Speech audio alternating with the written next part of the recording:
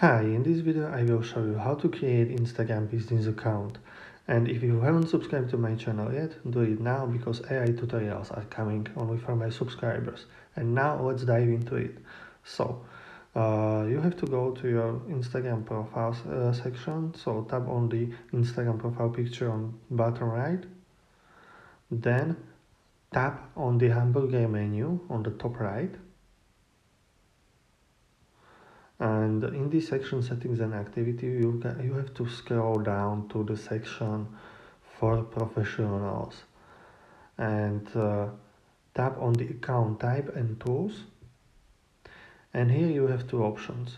The first option is switch to professional account, your actual Instagram account, or you can add a new professional account. For this video I will choose add a new professional account, and I will go through these steps. Okay, continue, and now let's start. What's best describe your business? I will choose video creator, and I want to display it on my profile. Okay, then tap next. Just fill in your phone or your email address. I will choose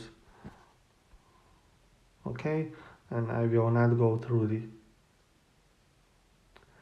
And now I will not go through these steps because I don't want to fill all of my information, but once you will take all of these steps for yourself, you should be fine with creating Instagram business account.